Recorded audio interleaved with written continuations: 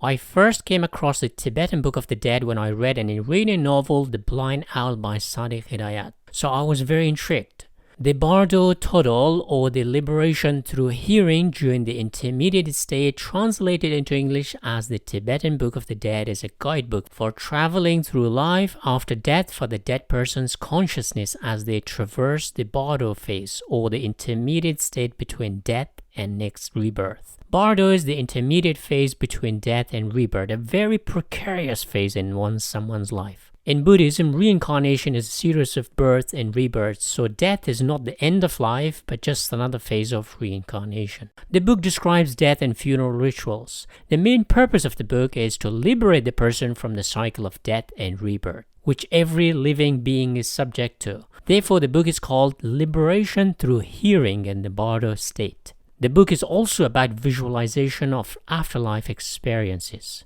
The book was composed by Padmasambhava, an 8th century Buddhist master who is said to have defeated everything in life and wanted to defeat death as well. So he composed this book, but it was actually written down by one of his students. Since it was considered too dangerous by some other Buddhist monks, it was buried among some rocks for almost 600 years and rediscovered in 1350. In 1919, an American mythologist, Walter Evans Wentz, visited Tibet and discovered the text, and in 1927 he published an English translation of the book, which became a bestseller. The book is deeply psychological and has had profound influence on psychologists, artists, musicians, novelists, including Philip K. Dick, George Saunders. It had also a huge influence on the Swiss psychologist Carl Jung's theory of the collective unconscious, and karmic as well as dharmic phenomena. In Buddhism, dharma is the state of being, including reincarnation and suffering, and karma is a chain of actions and deeds which influence it. Your goal is to be liberated from this cycle of death and rebirth. So the book is basically a guidebook helping you escape this cycle of suffering. When you die, you enter a Bardo state or intermediate state between death and rebirth, and it's a chance for you to escape the cycle and liberate yourself into the ultimate state of nirvana or bliss. This book tells you everything about the afterlife Bardo state, all the things you will face, so you are prepared. In Buddhism, consciousness doesn't die with the death of your body. It continues on after death, either in nirvana or in another body through rebirth, and so on and so on. Today, when someone dies in Tibet, a monk reads from this book to help the dead spirit go through a terrifying journey. In Tibet, while the body is given a sky burial, basically put on a hill or mountain for the birds to eat, the soul, however, continues to wander through the Bardo state for 49 days. During this period, the dead need encouragement and guidance from their family members through the confusion and seductions of blinding light that hits the dead, so they keep their consciousness going so they can make it safely on the other side. It's like parents telling their kids that they are doing a good job or keep their spirits up or continue their consciousness when they face ill health or challenges in life.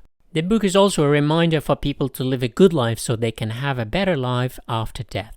The Bardo state is somewhat akin to a near-death experience people face during an accident or a psychedelic experience taking LSD or other drugs. As a result, the Tibetan Book of the Dead is often used by people to describe their LSD experience. And there have been best-selling books written about it, with Timothy Leary's 1964 book The Psychedelic Experience, a manual based on the Tibetan Book of the Dead, being one of the most famous. In fact, the title literally means liberation or enlightenment through hearing. As the dead are experiencing the Bardo state, someone is telling his consciousness to keep on going, keep on focusing, keep on existing, while they're traversing the treacherous journey. Some people have even suggested a similarity with the first law of thermodynamics, as conservation of energy is similar to the Tibetan Book of the Dead, in which the conservation of consciousness remains the most important purpose of the book. The book deals with the main Buddhist principle of dharma, which means existence or being, including death and rebirth. Another important Buddhist principle is karma, which means actions or deeds. The book also gives instructions on how to reach signs of death, rebirth, and Bardo state. It's also a travel manual through an unknown territory and allows you to safely navigate your way through the Bardo state. A deceased person goes through 3 Bardo states, which are akin to 3 grueling tests, whether they can escape the cycle of death and rebirth or not. How it works is that you have the chance to liberate yourself with each test. If you pass the first, you do not need to go through the other stages. But if you fail, you go to the next hurdle until the last one. It's like baseball, 3 strikes, you're out. The first Bardo state is the moment of death, when the deceased experiences an intense white light. In this state, the chanting of the book can help them accept their reality immediately after death, therefore escape the cycle of death and rebirth. If the deceased fails to accept the light, the deceased moves to the second stage of Bardo. The shock of death or the terrifying white light is not easy to accept. So most deceased fail to liberate themselves as they are too confused and terrified. The second Bardo lasts 14 days when the deceased experience reality through intense visions and forces by meeting the 7 peaceful and 7 wrathful deities. You are meant to stay focused. In fact, the monks chanting the text help you keep your focus in this confusing state, but also comforts you as a parent would do to a child, and finally gives you peace in this difficult time when the consciousness gets separated from the body upon death. In Western religion, it's the soul leaving the body, but in Buddhism, it's consciousness. In the first week, each day, a peaceful god tries to distract or seduce the dead with soft light. If they stay focused and pass, they enter nirvana. If not, they move to the next day and so forth. The more tests you go through, the lower is your chance of liberation, but also increases your chance of being reborn as an animal. In the second week, they crank it up a notch as these peaceful deities disguise themselves as wrathful gods. Your job is to keep your focus and not lose your shirt. You know what I mean? If you lose your shirt and pedal back or escape, you're sent to a lower and lower state of being. In other words, you will be reborn as uglier and uglier animals, so to speak. But if you keep your cool, you achieve liberation. But if you fail, there's a third or final Bardo or stage. In the third Bardo, the consciousness of the deceased meets Yama, the god of death, or the enlightened protector of god of Buddhism, who decides whether the deceased is good or bad, with his special mirror as well as white and black pebbles. White pebbles means good and black pebbles means bad. What's interesting here is that these are the imaginations of the deceased as a kind of hallucinatory images. If they realize this, they achieve liberation.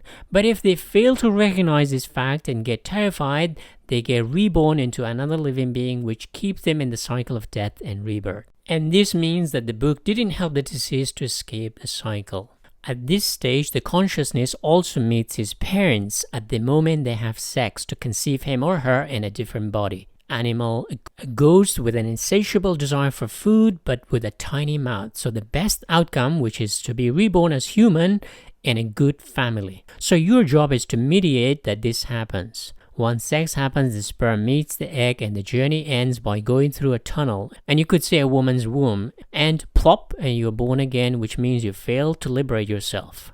After the rebirth or normal life, consciousness has 3 states. The conscious or awake state, like the daytime when you go about your lives as normal. The meditative or trance-like state when you meditate, don't do yoga or sit still. And finally, dream or sleep state. Just like the Bardo state, in real life, consciousness has 3 states. Simply put, wakefulness, meditation, and sleep.